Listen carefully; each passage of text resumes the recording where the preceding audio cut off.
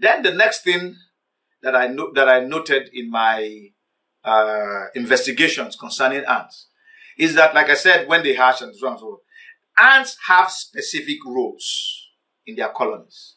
Note, they have no supervisors, but they have specific roles, and they do it dutifully and diligently,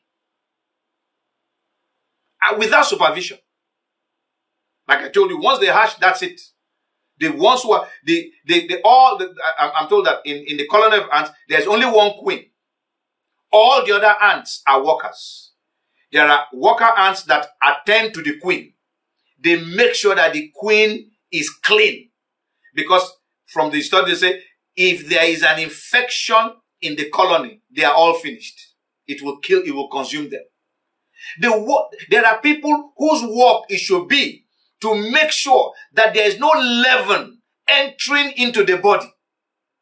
That is the work of teachers. Their work is to make sure that no leaven comes into the body.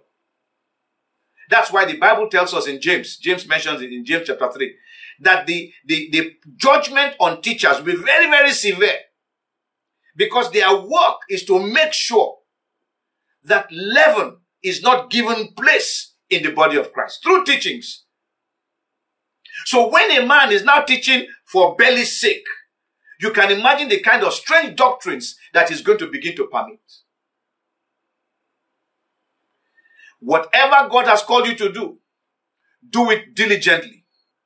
Do it with all your might.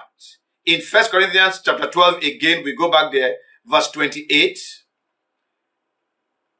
It says, and God has appointed these in the church.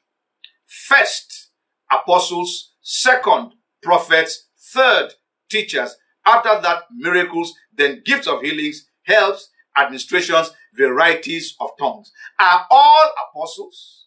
Are all prophets? Are all teachers? Are all workers of miracle? Do all have the gifts of healings? Do all speak with tongues? Do all interpret? Certainly not.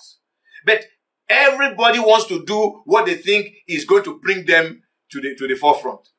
Today, you see a small boy. He is calling himself apostle. And you are wondering, who sent you?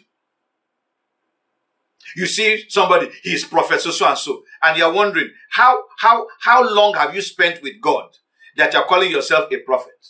In verse 18 of 1 Corinthians chapter 12, the Bible says, but now God has set, note that word, set, the members, each one of them in the body, just as he pleased.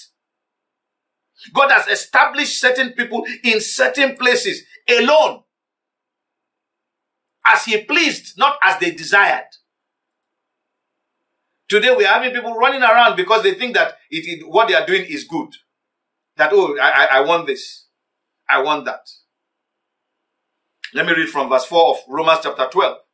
For as we have many members in one body, but all the members do not have the same function, so we, being many, are one body in Christ, and individually members of one another, having then gifts differing according to the grace that is given to us, let us use them. If prophecy, let us prophesy in the proportion of faith. Use your gift. Whatever gifting God has given you, use it. Do not go and eye somebody else's gift. And then we now see some fellows, like one pastor called them. He said they are drunk with so many crazy things. You know, when a man is drunk, his senses are no longer correct. And so you now have somebody saying that the anointing that I have, I can give it to you. You don't give anointing to anybody. Anointing is given by God. Some people will run and say they are dropping money on the altar. Why? I want to tap into that anointing. What do you mean by that? Where did these things come from? It is not taught in the Bible. In verse 7 it says, or ministry, let us use it in our ministry. He who teaches in teaching. He who exhorts in exhortation. He who gives with liberality. He who leads with diligence. He who shows mercy with cheerfulness. There are different activities. Division of labor. Do your own dutifully. Do your own with diligence. And the body as a whole will be better for it. If we can use the expression, the colony of the churches will be better for it.